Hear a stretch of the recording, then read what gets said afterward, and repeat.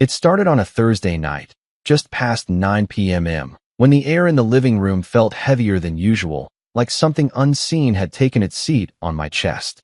My wife, Lena, stood in front of the fireplace with a glass of red wine and the calm, deliberate energy of someone about to drop a bomb.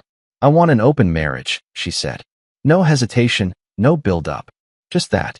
Across the room, her three best friends, Cora, Danny, and Elise, sat on the sectional, wine glasses in hand, their eyes pinned on me like I was a science experiment that just twitched unexpectedly. I looked from one woman to the next. No one gasped. No one looked surprised. Lena wore confidence like a designer gown. Perfect posture. That subtle, knowing smile. She was rehearsed. Prepared. Maybe even proud. "I'm not asking for permission," she added, swirling the wine in her glass. "I'm just letting you know that things are going to change. We've been stagnant, and I think we both know it." I laughed, mostly out of disbelief. Is this a conversation or a press release? Her friends didn't laugh. They leaned in slightly. Still watching. Still measuring. "I think it's good for both of us," Lena went on.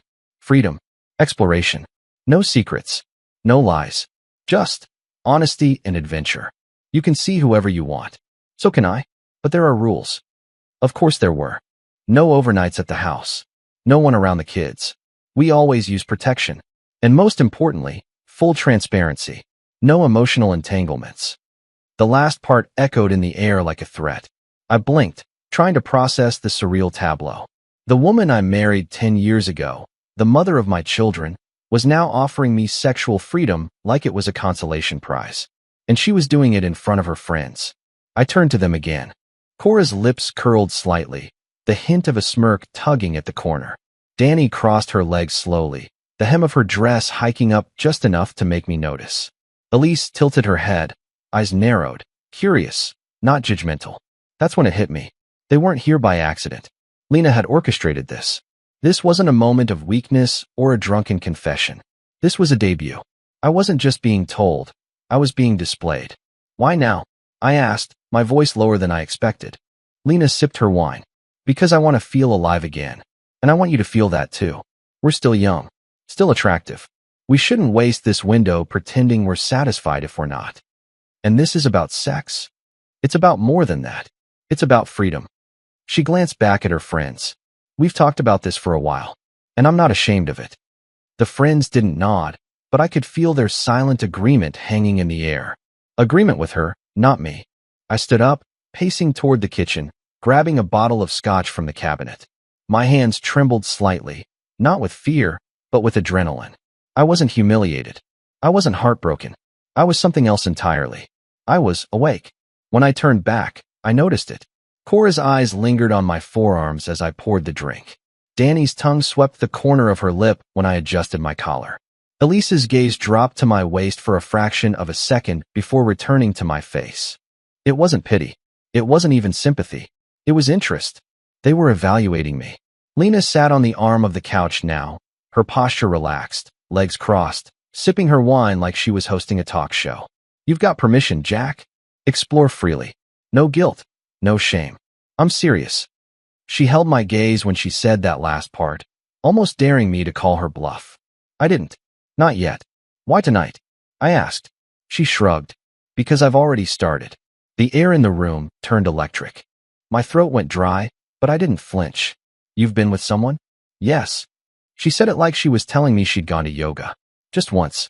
I don't regret it. And I don't want to lie about it." I felt something shift inside me. Not anger, but something sharper. Cleaner. What if I said no? I asked. Lena tilted her head. "Then I'd say you're being unreasonable. You're not a possession, Jack. Neither am I." No one moved. No one breathed. The fireplace crackled behind her like punctuation. I set my glass down and walked back into the living room, slower this time. Measured. My skin prickled as I passed in front of the couch. When I sat down again, I could feel all three sets of eyes still on me. Something about the silence felt different now. Tense. Anticipatory. "I see," I said finally. "So that's where we are." Lena nodded once. A new silence settled. Not awkward. Not angry. Curious. Then, as if it were the most natural thing in the world, Elise reached out and touched my arm. Lightly. Her hand stayed there a second longer than politeness required. Her fingers warm. Intentional. She didn't pull away. She texted me the next day, Elise. Just a simple line. You okay? I wasn't sure how to answer that. I wasn't angry. I wasn't crushed. I was something far stranger. Curious. Awake. Unanchored.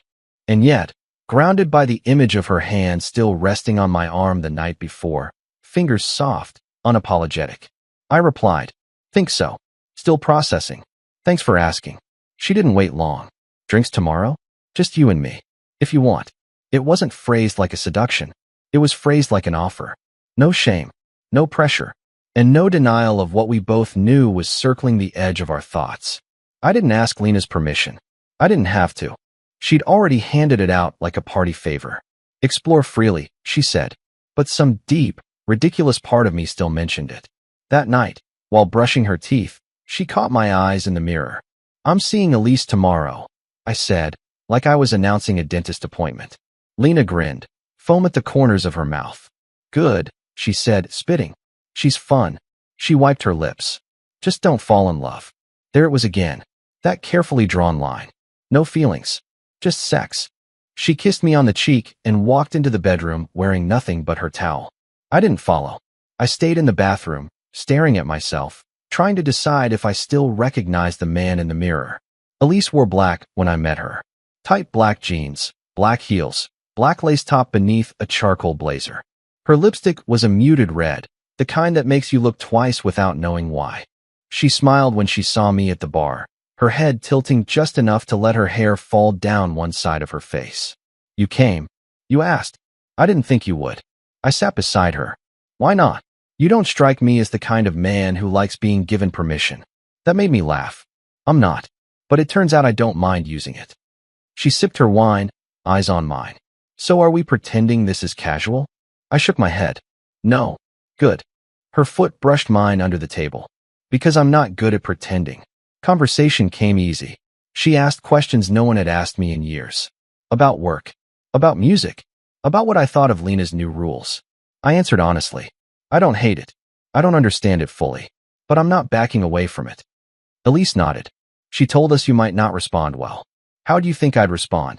I thought. She leaned in just slightly. You'd surprise us all. Her hand was on mine before I even realized it had moved there. Soft. No theatrics. Just the simple, physical confirmation that this wasn't a fantasy. It was happening. And it had been waiting. She invited me to her apartment without needing to say the words. We walked in silence the few blocks from the bar, not speaking but not uncomfortable. Inside, the place was minimalist. Earth tones, velvet pillows, a gold-rimmed bar cart in the corner. I caught the scent of lavender, something faint and feminine but not overly sweet. She poured another drink and passed it to me wordlessly. No music, no pretense, just her and I and the charged, humming silence. She stood in front of me and unbuttoned her blazer. Let it fall from her shoulders slowly. Her black lace top clung to her in ways that made my throat tighten. She didn't smile. She just watched me watch her. Still okay with this? She asked. I nodded. You don't have to pretend this is something it's not, she said. But I'm not going to fake that I've wanted this for longer than just this week. Her lips found mine like she already knew how I tasted. There was no rush in it, just pressure, heat, and the hint of something deeper.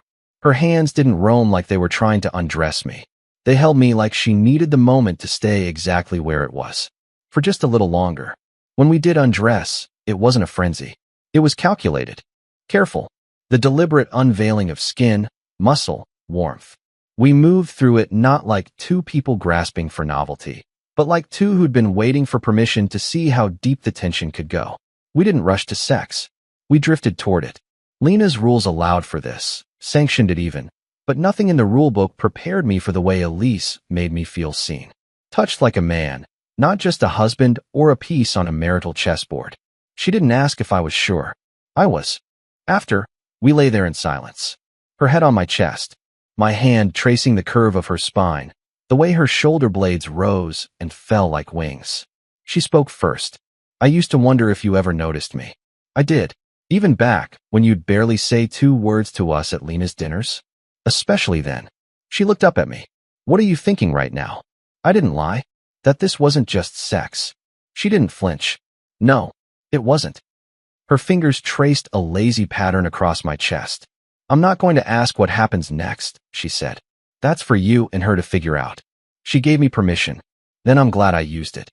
When I got home, Lena was curled up on the couch in yoga pants and a tank top, watching a nature documentary. She looked up when I walked in, her face unreadable. Well, it happened, I said. I didn't sugarcoat it. It was good. Better than I expected. She nodded once, sipping her wine. Did it mean anything? I didn't answer. She laughed, not cruelly, but with the kind of tight amusement that hides a deeper discomfort. You know what's funny? I thought I'd feel powerful after this. Free. But instead, I feel like I opened a door, and you walked through it faster than I was ready for. She stood up, stretched. Just remember the rules. I watched her walk down the hallway and disappear into our bedroom. The glass of wine sat half-finished on the table. Her friends had watched me the night before, measured me, judged me, and at least one of them had decided. He's worth the risk. It was 3 days later when Danny texted me. There was no coyness, no disguise. Just her signature directness. So, is it weird if I ask you out next? My first instinct was hesitation, because it hadn't been long since Elise and I crossed that threshold. And yet, in the space Lena had opened, time wasn't linear anymore. Boundaries shifted, rules had changed. And suddenly, this felt normal. Maybe not right, but normal. Is it weird if I say yes? I texted back. Not even a little. She followed it with the clinking glasses emoji and a winking face. Danny was the boldest of the three. Not the loudest, that was Cora, but the one who always asked the question no one else dared to. She dressed like her confidence wasn't a performance. Loose hair, minimal makeup, skin-kissed bronze from her morning runs. When she showed up outside the art gallery where we agreed to meet, she wore a slate-gray dress that clung like it had been tailored for one purpose, to make you stare. And I did. You clean up well, she said, standing on her toes to kiss my cheek. Her perfume was soft, spicy, inviting. So do you? I mean, obviously, she teased, then hooked her arm through mine. Inside, we walked slow, pretending to study the canvases, but both aware the real tension wasn't on the walls. It was between our steps, in the way our arms brushed, in the glances we tried not to let linger too long. So, she said, halfway through the first room, you and Elise looked comfortable. I didn't deny it. It wasn't what I expected. I'll admit, I was surprised. She doesn't usually connect that way. I looked at her. You mean emotionally? I mean it all. I let that sit. Is that what this is? You comparing notes? Danny laughed. God, no. I'm not here for competition. I'm just curious. Elise seemed different after. I paused by a large, abstract piece, letting the color blur in my periphery. Different how? Danny shrugged, stepping closer. She's usually guarded. But now she's watching you. Like she opened something she didn't mean to. The room felt warmer suddenly. And you? I asked. Danny didn't flinch. I want to feel what she felt. And I want to know if I'll feel something different. The honesty hit like a jolt, bracing, but oddly welcome. Her apartment was clean, but lived in. Books stacked in uneven towers. A record player spinning low jazz. No pretense. No ceremony. She kicked off her heels, poured bourbon over a single ice cube, and handed it to me. Okay if we don't rush? She asked. I nodded. Danny sat beside me on the couch, tucking her legs beneath her. This isn't just sex for me, either. Don't get me wrong. I'm looking forward to that part. But this, she waved vaguely between us, feels like something I want to savor. So we talked. For an hour, maybe two. She told me about her divorce, how it left her with a scar she wore proudly, like a reminder of what she wouldn't tolerate again. I told her how Lena had stopped touching me at night, not out of cruelty, but indifference. That slow erosion of skin on skin, until we were just two bodies sharing space. And Danny listened, not to reply, but to hear. She didn't reach for me until I touched her first, my hand on her knee, thumb brushing just enough to ask permission. She set her glass down and climbed onto my lap, straddling me, her eyes locked on mine like she needed proof I was still there. When we kissed, it was nothing like Elise. Where Elise had been smooth, restrained, slow, Danny was heat and rhythm and breath. She didn't take. She invited. She didn't dominate. She responded, like we were building something unspoken with each movement. Her hands were everywhere. Neck, shoulders, ribs. Not claiming. Exploring. We moved to the bedroom, shedding layers between kisses. She laughed when I struggled with a button, kissed me when I fumbled with her zipper. When we finally came together, it was quiet, deep, rhythmic, like waves against sand. There was no rush, no racing heartbeat trying to conquer the moment. There was just presence, real, grounded presence. Afterward, she curled into me, her fingers absent-mindedly tracing the curve of my stomach. "You're nothing like I thought," she murmured. Disappointed? She smiled. Not even a little. Silence hung between us, but it wasn't awkward. It was intimate. Danny looked up. "Can I ask you something weird?" "Go for it." "Do you think she meant for this to happen?" I knew who she was. "Lena. She said we could explore." "I know," Danny said. "But it's different watching it actually unfold." I hesitated. "You regret this?" "No," she said quickly. "I just think. Lena's watching a fire she started, and she doesn't know how far it's going to spread." I didn't know what to say to that. So I kissed her again. When I got home, the lights were on. Lena was sitting in the kitchen with a glass of red wine and her laptop, but she wasn't working. She looked up, studied my face. "Well?" she asked. I just nodded. "Yeah." "Danny." I nodded again. She didn't smile this time. She just blinked. Slowly. "And she's different." Lena closed her laptop. "Different how?" She listened. Lena stood, crossed to the sink, rinsed her glass. I said this was allowed. "I'm not upset." "You don't sound happy either." She shrugged. "It's not a game anymore. That's all." I moved to walk past her, but she stopped me with a question. Soft, almost too soft. "Was it just sex?" I paused. "No," I said. "Not with her." Lena exhaled, but said nothing more. She turned off the light and walked upstairs. In the dark, I could feel the shift, small, but real. This wasn't control anymore. This wasn't her little experiment. Now they were choosing me. And for the first time in years, I didn't feel like a bystander in my own marriage. She didn't ask. Cora never asked. She didn't need to. She texted me the next Friday afternoon, right as I was wrapping up a meeting. It was short. 3 words. "You. Me. Tonight." I read it twice, maybe 3 times, before I responded. "Does Lena know?" She replied instantly. "She will." A few seconds later, a second text followed. "Don't be late. We're something that makes you feel dangerous." Cora lived in the penthouse of a newly renovated building downtown. High ceilings. Big windows. Open floor plan with lots of white and chrome. Like her, sharp, stylish, unapologetic. She answered the door barefoot, wearing a deep green dress that made her hazel eyes look like gold coins. No bra. A glass of champagne already in her hand. "Right on time," she said, stepping aside to let me in. "I like a man who's punctual." I raised an eyebrow. "You said 8 sharp." She grinned. I said don't be late. I didn't say I'd be dressed. But she was. Perfectly. The kind of dress that made your hands ache to undo something. She handed me a glass. "No pressure tonight. Just want your company. You up for it?" "I wouldn't be here if I wasn't." She leaned in, kissed my cheek. "Good. I hate waiting." Cora wasn't like Elise or Danny. With Elise, there was curiosity. With Danny, a slow-burning depth. With Cora, there was control. Even when she laughed. Even when she touched me lightly on the arm during dinner. She never gave too much away. But she knew what she was doing. Every glance. Every lean in. Every pause. And yet, it never felt manipulative. It felt deliberate. "You know she didn't expect this," Cora said between bites of grilled shrimp.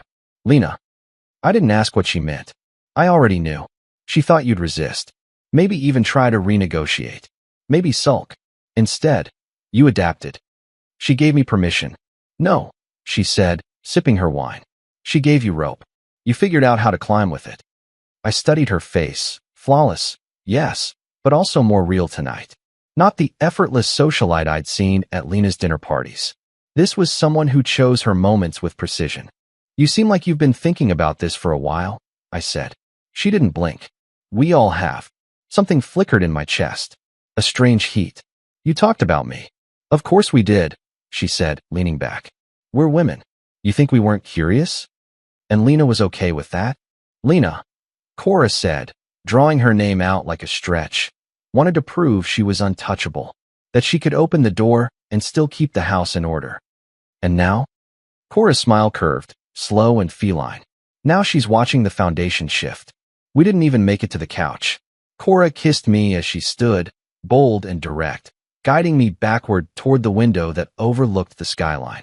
Her fingers were already unbuttoning my shirt before my back hit the glass. The city lights blinked behind her like stars applauding. There was no slow build, no negotiation. She pressed her body into mine and whispered, "I don't want tender. I want true." We undressed like people who didn't need foreplay to decide.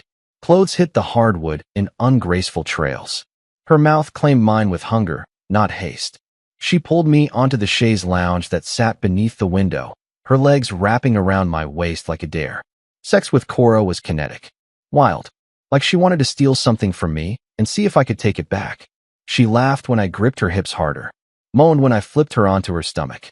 She wasn't delicate, she was feral, and I realized, mid-thrust, that I'd never felt so fully wanted in years.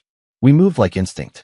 Like heat and friction were a language we both understood better than words. When we came, it was not quiet. She didn't hide it. She celebrated it, like a triumph. After, she sprawled across the white sheet like a goddess surveying the battlefield. "You good?" she asked. I was still catching my breath. "You're asking now?" She smirked. "I don't like wasting time with permission when I already know the answer." "You sure Lena's fine with this?" Cora reached for her champagne glass, now warm. "Lena doesn't need to be fine with it. She set the rules. We just played by them." I rolled over to look at her. "And you? Why now?" Her eyes softened, just slightly. "Because I got tired of watching you look past yourself." I frowned. "What does that mean?" "You act like you're invisible. Like you're lucky to be in the room. But you're not. You're the fire everyone keeps circling." The words sat there, louder than they should have been. She touched my cheek, her voice lower now. "We all saw it. Elise. Danny. Me. But Lena. She built the rules thinking none of us would ever actually choose you." A long pause. "And now? Now we have." I got home after midnight. The house was dark, except for the low kitchen light. Lena was there, barefoot, pouring water into a glass. She didn't look at me right away. "Was it Cora?" "Yes." She nodded. "And?" I waited. "You want details?" "No." She took a sip. "I already know how she is." "Then why ask?"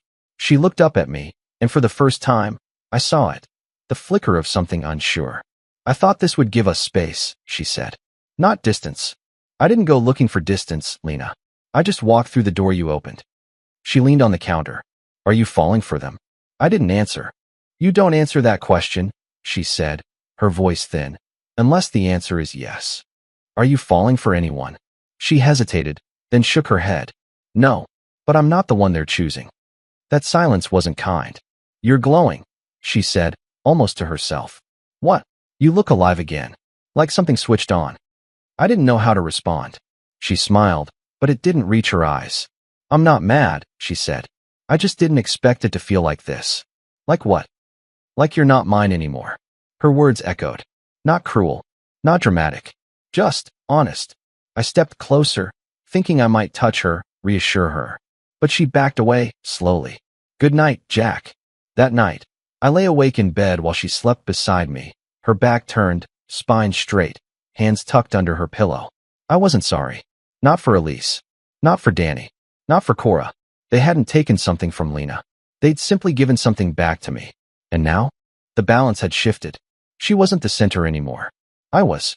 It didn't take long for everything to shift. Cora was bold. Elise was quiet. Danny was somewhere in between. But what struck me more than their differences was the way each of them treated me as if I was central to their orbit. Not an accessory to Lena, not a shadow. Me. And it wasn't just about the sex, though the sex was different with each of them. Addictive in its own way. But it was how they looked at me. How they leaned in. How they asked questions that Lena hadn't in years, about my dreams, my work, my childhood, even the books I hadn't finished reading. Each of them brought something out of me. Something Lena had stopped reaching for a long time ago. Elise was slow, deep, introspective. She invited me over on a rainy Sunday afternoon. I remember the sound of the rain tapping on the windows, the soft hum of acoustic music in the background. We made tea, not drinks. Talked for an hour before we even touched. She didn't pounce. She received.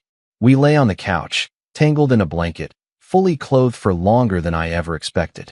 She ran her fingers through my hair, studied my face like she was memorizing it. I used to think I wasn't allowed to want something like this, she whispered once, head on my chest. You know, connection. With someone who sees me. I see you, I said. She looked up at me then.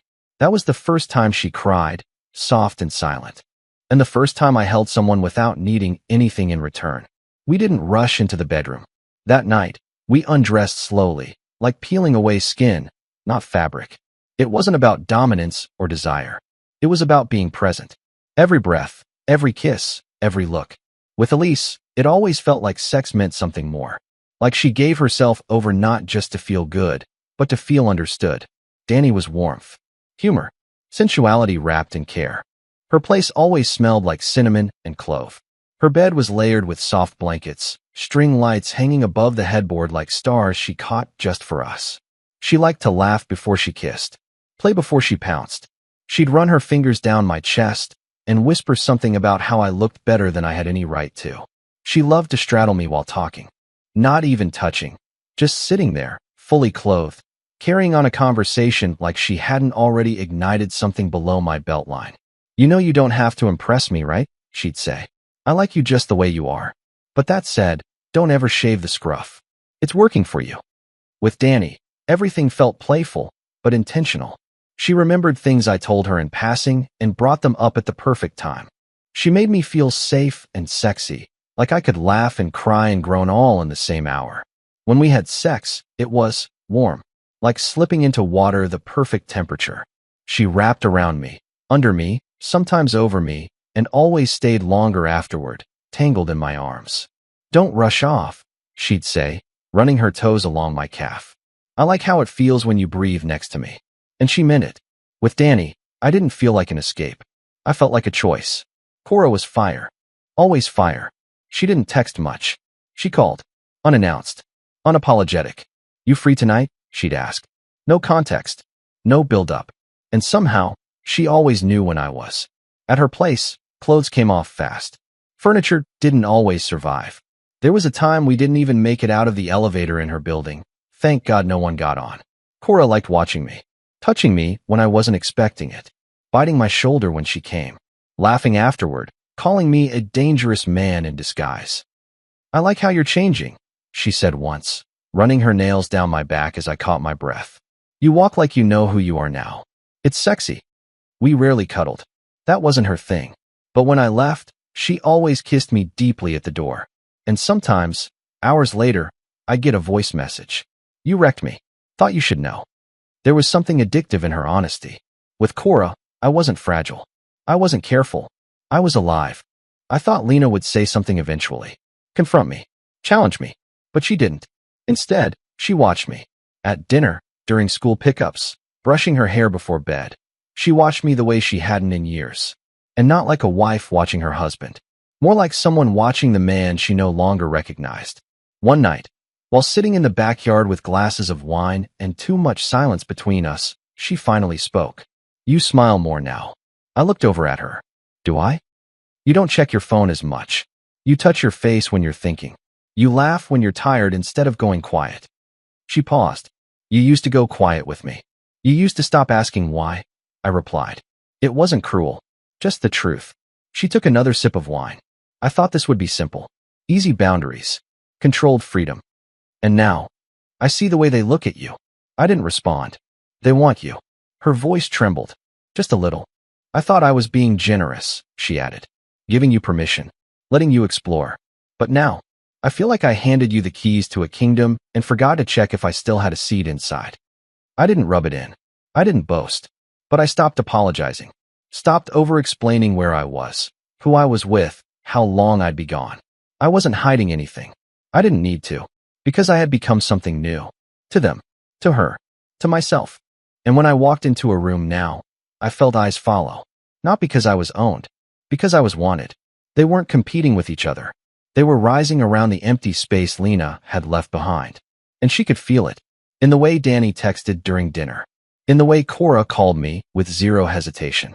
In the way Elise smiled at me during group brunch, like she was remembering the shape of my hands on her skin. They were no longer bystanders in Lena's game, and I was no longer a pawn. The first time we were all in the same room again was Cora's idea. She hosted a dinner. Casual. Her word, not mine. Just a small thing, she said over the phone. Drinks, food, friends. No pressure. But I knew the undertone. Cora never did anything small. And definitely nothing without pressure. The guest list was simple.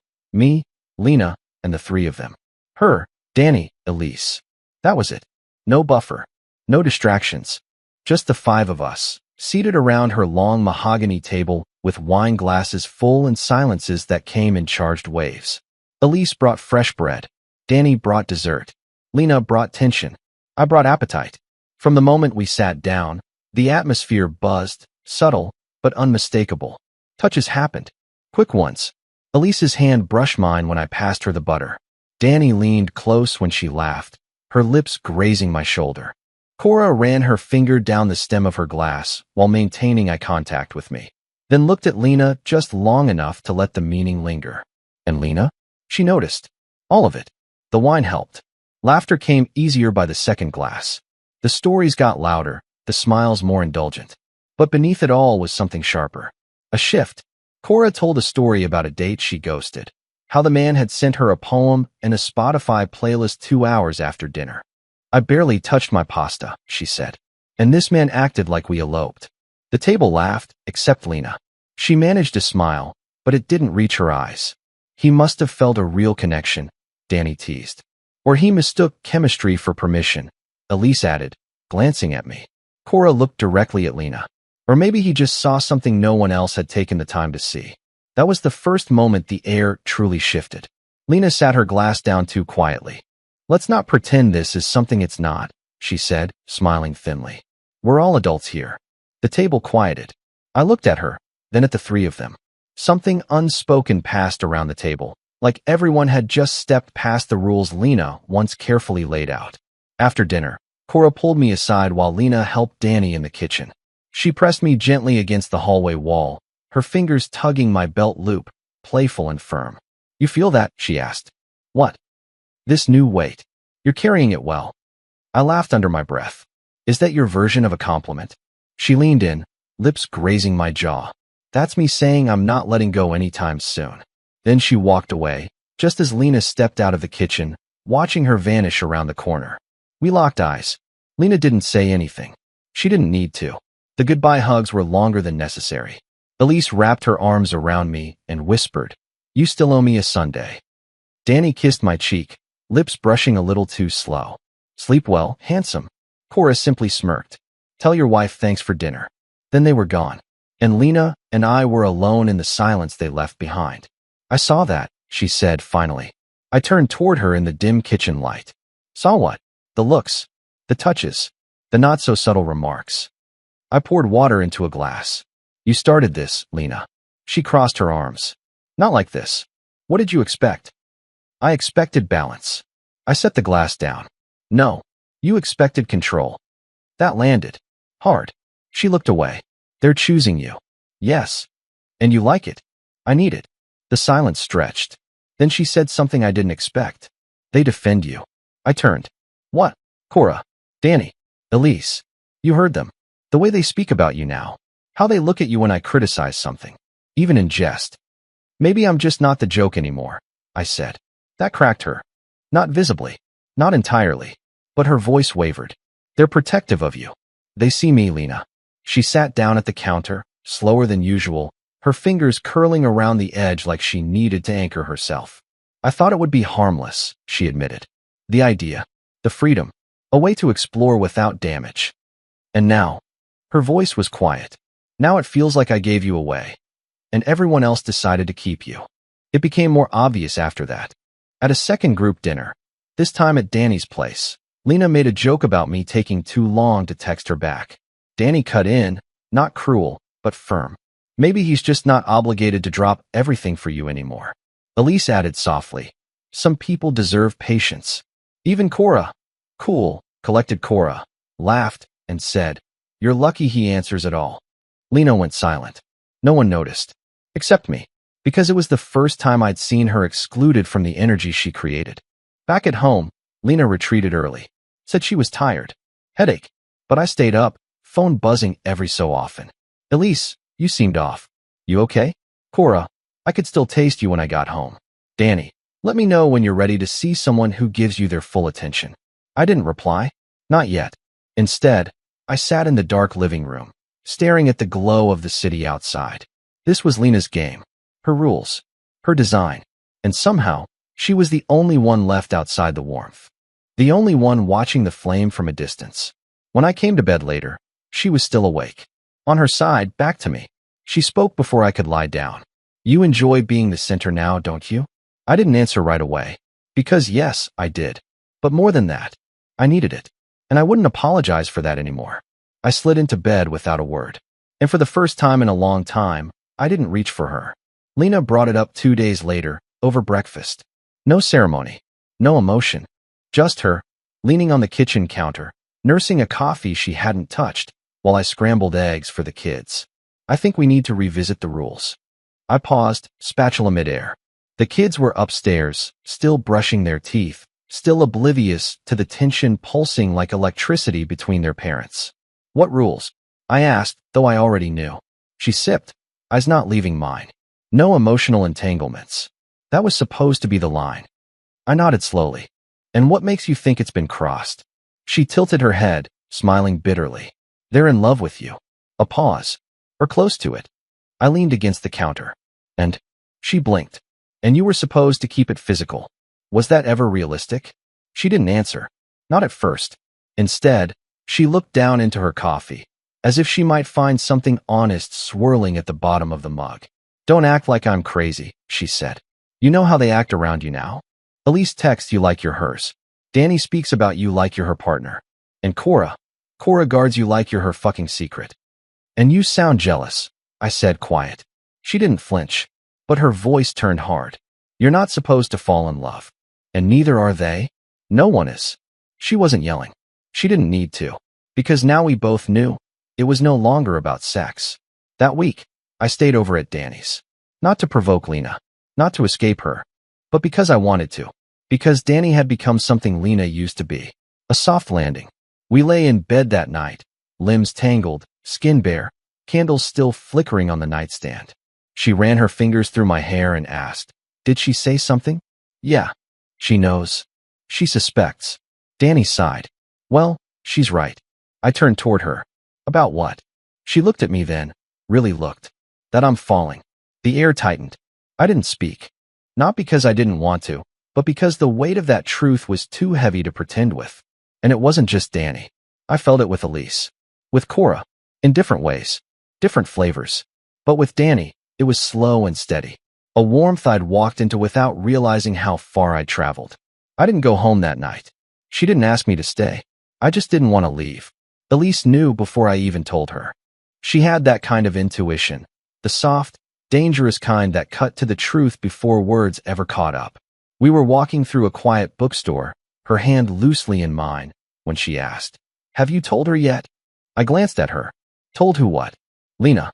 That this has become more than sex. I said nothing. Elise smiled faintly, the kind of smile you wear when you're both sure and sad. She knows, she said. She wants to pretend she doesn't. That won't last.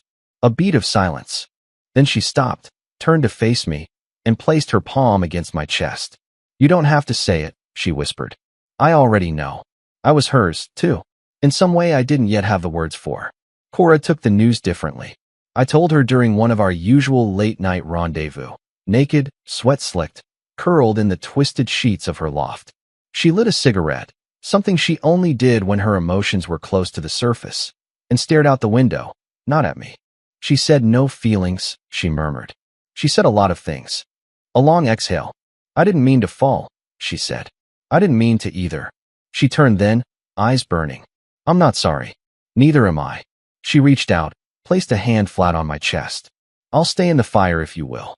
The rules had been broken, yes. But the truth? They weren't rules anymore. They were warnings. And we'd all walked past them willingly. Lena felt it everywhere now. In the silences. In my absence. In how the girls no longer asked if she was comfortable. At dinner with mutual friends, Danny reached for my hand under the table and didn't let go when Lena looked down and saw. Elise kissed my neck at a party. Casual, subtle, but real, and Lena's smile faltered. Cora laughed loudly when someone asked if I was still Lena's husband, and replied, technically. And no one corrected her. At home, Lena stopped trying to hide it. She snapped more often, grew cold, sarcastic, sharp. When I offered to help with dinner, she said, maybe ask one of your girlfriends. I'm sure they'll saute your ego just fine. When I reminded her of the kids' school event, she said, will you even be here? Or will you be out sampling the buffet again?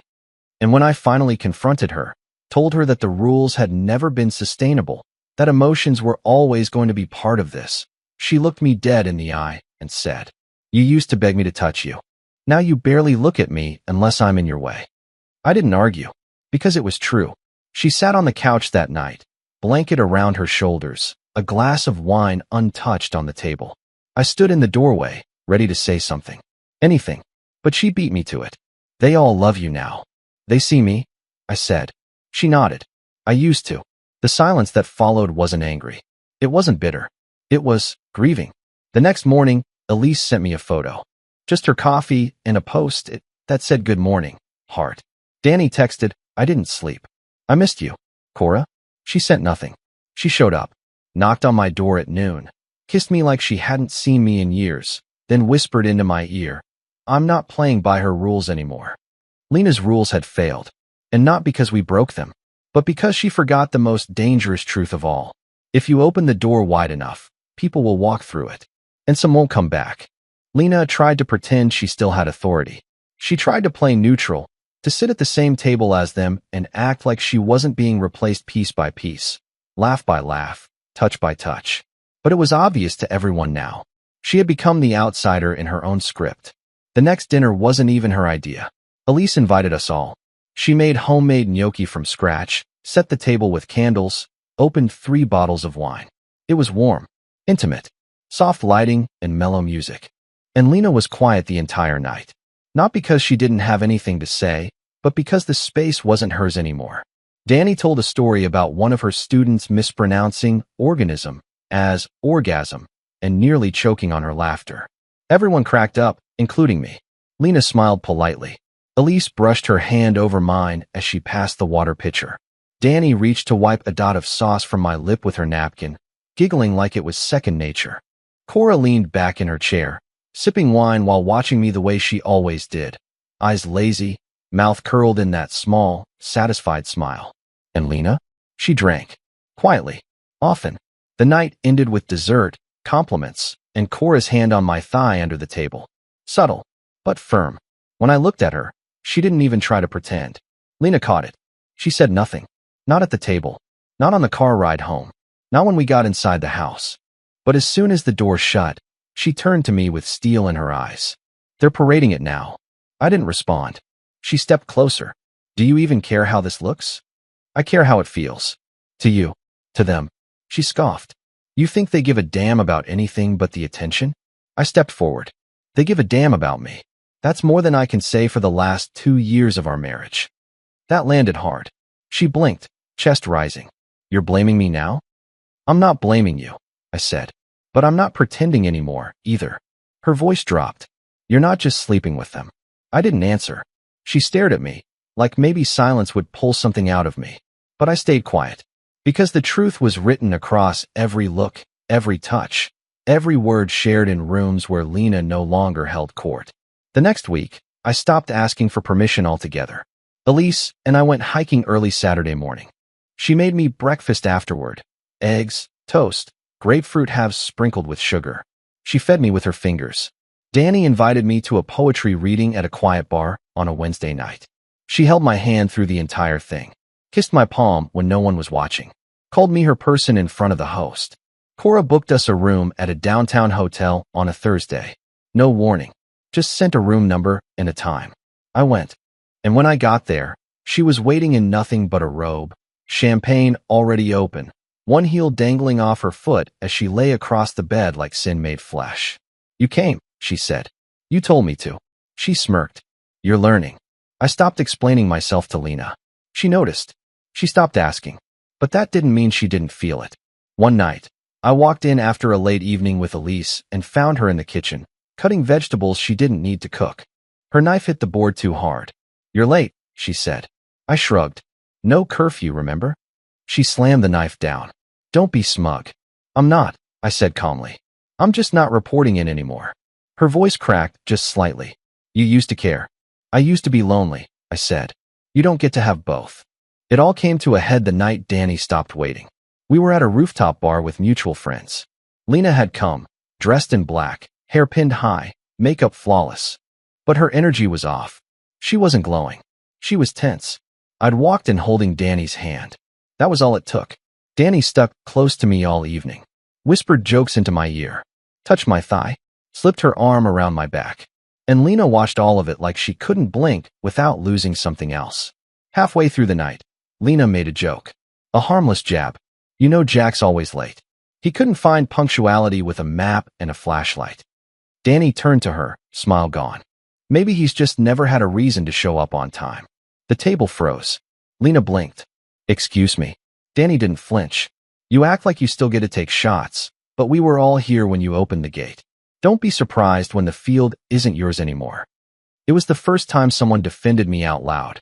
Not behind closed doors. Not in whispers. In front of everyone. Cora sipped her drink and raised a brow. Elise looked down, but the corner of her mouth curved in a way that made her feelings clear. And Lena? She laughed once, tight, humorless, and stood up to leave. I didn't follow. The next morning, Lena found me in the kitchen. She was barefoot, hair messy, no makeup, raw. You let her humiliate me, she said. I turned to face her. You humiliated yourself. She crossed the line. No, Lena. You did.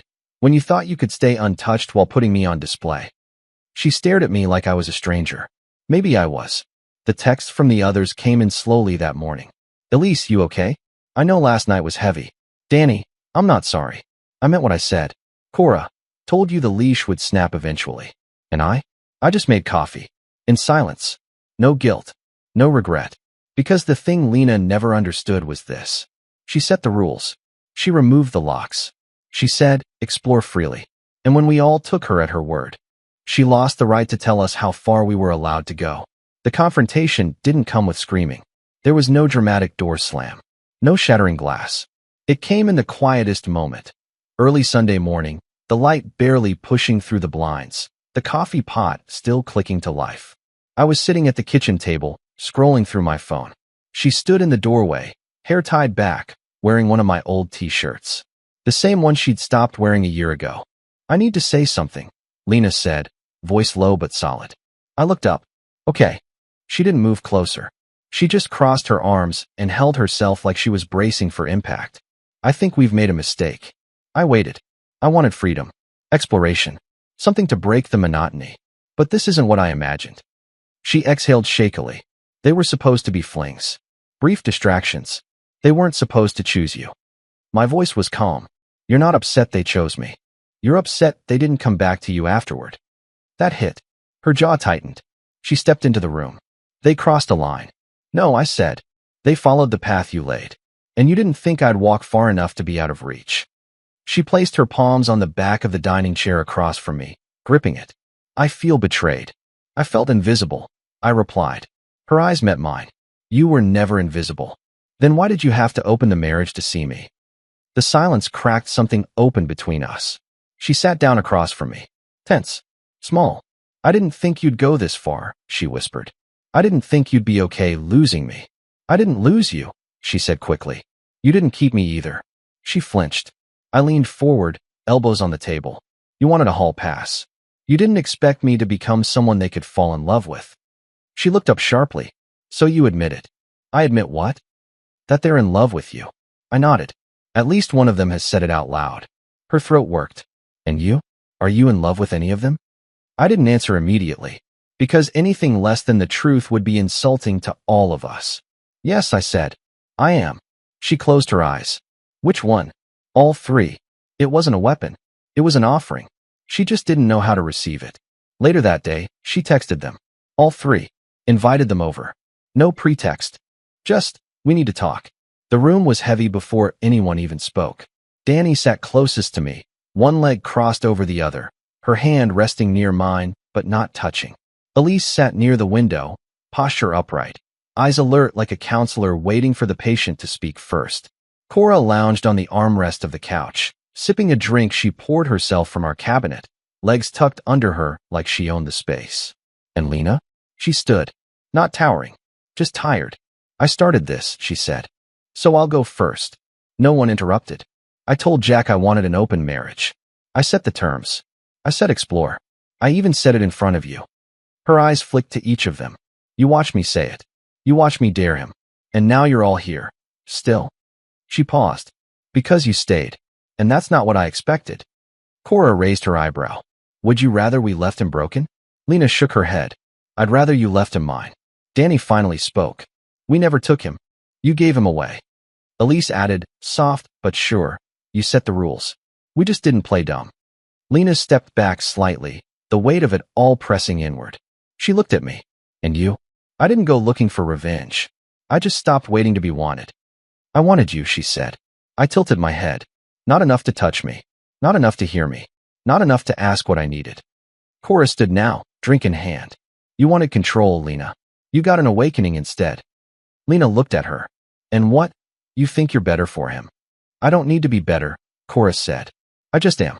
For now. For what he needs. Danny leaned forward. You don't get to call it betrayal when we were invited in. Elise stood too. You're not the victim. You're the witness. The room fell into a strange stillness. Not rage. Not chaos. Clarity. Lena lowered herself into the chair across from me. She looked at me like someone watching a bridge burn behind them, realizing they'd lit the match. I thought I was stronger, she said. You are, I said. But this isn't about strength. It's about attention. I looked away too long. I nodded. She turned to the others. Do you love him? There was no hesitation. Danny, yes. Cora, more than I should. Elise, since before I realized it. Lena didn't cry. She didn't yell. She just nodded. You're not wrong, she said. Then to me. I thought I'd always be your first choice. I met her eyes. You were. Until you stopped choosing me back. That night, the girls stayed. Not in defiance. Not in victory. They just didn't leave. Cora curled beside me on the couch. Elise cleaned up the dishes. Danny tucked a blanket over all of us as we watched an old movie none of us cared about. Lena walked past once on the stairs. She paused, watched us, then turned away. She opened the marriage thinking she'd remain the sun. But somewhere along the way, the planets found their own gravity. And I became the thing they wanted to orbit. Not because I was taken, but because I was seen. Lena called it a pause, but it wasn't. It was a last-ditch effort. A bluff disguised as strategy. The morning after the confrontation, she waited for me in the kitchen. Hair down. No makeup. Just a sweatshirt and the smell of burnt toast clinging to the air. We need to stop, she said. I poured my coffee. Stop what? This thing. The open marriage. The women. Everything. I didn't speak. She waited, arms folded like armor. I want it closed. No more outside connections. I want to work on us again. It wasn't a request. It was a demand dressed in soft language. But her eyes betrayed her. She wasn't confident. She was desperate. I need you to come back, she said. I took a long sip of coffee, feeling the heat coat my tongue, the quiet hum of her fear settling between us. I don't think I can. Her mouth twitched. You can. You just don't want to. I nodded slowly. You're right. She didn't cry. Not right then. But I saw it, the flash of disbelief. The insult of realizing her final card had been played, and I didn't even blink. I was your wife first, she said. You were my everything once, I replied. But then you opened the door and forgot to check if I'd walk out of it. I thought it would make us stronger. It made us honest. Bullshit, she snapped. It made you selfish. I set the cup down, voice steady. No, it made me visible. She stepped closer. So that's it. You're just done? I didn't look away. No, I'm not done. I just stopped waiting to feel alive again inside something that only ever gave me permission, not passion. She opened her mouth, then shut it again. Her face crumpled slowly, not from anger, but from the weight of finally understanding. You're in love with them, she whispered. I am. All of them. Yes. She looked away. They'll get tired of sharing. Maybe, I said. But they haven't yet. That night, I packed a bag. Not out of anger. Not in haste. Just necessity. Elise offered her guest room. Danny offered her apartment. Cora offered her bed. But I didn't go to any of them that night. I drove to the coast. Booked a quiet Airbnb. A small place with a porch that faced the ocean. I sat there alone, watching waves crash against a shore that didn't need anyone's permission to change shape. I let myself feel the gravity of it, the ending, and the beginning inside it. The messages came in slowly. Elise, wherever you are, I hope you're breathing easier. Danny, I made soup. You'd roll your eyes, but it's good. I'll keep a bowl warm if you want it. Cora, I'll keep the sheets messy until you come back. I didn't reply right away. I just watched the sky shift from gray to gold to black and realized this wasn't escape. It was arrival. Lena didn't call that week. Not once. I think we both needed the silence more than another conversation filled with old sentences that had lost their weight. But she did send one message. Just one line. So this is what it feels like to be on the outside. And I stared at it for a long time. Not with guilt. Not with victory. Just the heavy realization that what we'd built had become a shell we both outgrew. I returned home the following Sunday. Not to stay, but to talk. She was in the garden, kneeling in the dirt, pulling weeds with bare hands, soil smudged on her cheek. She didn't look up when I walked over. You look good, she said. So do you. I'm not angry anymore, she added. I didn't come for a fight. She stood slowly, brushing her hands on her jeans. So what now, she asked. I don't want to pretend anymore, I said. I don't want to walk backward into something just because we built it first. Her eyes shimmered. And the girls? They aren't girls, I said. They're women who saw me when you didn't. She nodded. Are you choosing them over me? I thought about that, then shook my head. I'm not choosing them over you. I'm choosing me. She swallowed hard. So this is really it. This is the truth, I said gently. You opened the marriage, and I stepped into something you never expected. The divorce wasn't dramatic. It was mutual. No custody battles. No screaming matches. Just quiet signatures. Divided furniture. 2 separate keys dropped into different hands. We didn't even tell most people for a while. Because it wasn't a failure. It was an evolution. The women stayed. Not because they had to. Not because it was convenient. But because they wanted to. And I didn't rotate between them like an unspoken schedule. We found rhythm. Balance. Different forms of intimacy that didn't require explanation or apology. Some nights were quiet with Elise, a book and soft music. Other nights were wild with Cora, laughter echoing off the walls. Mornings with Danny were warm and slow, wrapped in blankets and whispered jokes. They weren't trophies. They weren't bandages. They were witnesses turned companions. Lena sent one last message a few weeks after the papers were finalized. You look happier in every photo I see. That's how I know I did the right thing, even if it didn't go the way I planned. I replied, you opened the marriage. But they opened my eyes. It ended with no shouting, no dramatic courtroom speeches, no begging, just signatures and silence. One final morning in the living room where we once planned a future, our names scrawled at the bottom of a document that declared we had chosen to unweave the life we built. Lena cried after I left. I know because she told me later. Not out of guilt. Not as a ploy. Just because it was true. We broke something together. And we let it stay broken. The house didn't feel like mine anymore, so I didn't try to reclaim it. I moved in with Elise at first. She had the space, the calm. She let me settle without asking when I'd stop holding my breath. She never needed to be the rebound. She just wanted to be the place I could land softly. Her apartment was quiet, full of books and candlelight, the kind of place where healing felt like an unconscious act. Just being there made me feel whole. Cora visited often, sometimes unannounced. She'd bring wine, or takeout, or nothing at all. Just herself and that energy, that unapologetic fire. The first night she came by after the divorce, she stood in the doorway and smirked. You're free now, she said. You feel it? I nodded. It's heavier than I thought. Freedom always is. She kissed me like the past didn't scare her. Like the future didn't need planning. Just presence. Danny took longer to let it settle. She'd been the most emotionally open, the first to say the word love. The one who reminded me of what joy could feel like in the smallest, most unguarded moments. We met at a cafe a week after the papers cleared. She sat across from me, nervously stirring her coffee. I didn't want to push, she said. I figured you'd need space. I needed time, I corrected. Not distance.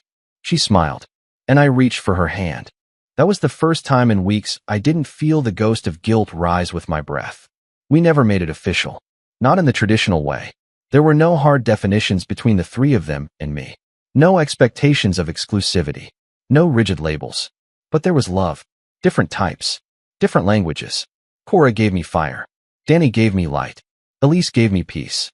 And together, they gave me a reflection of the man I'd almost stopped believing I could be.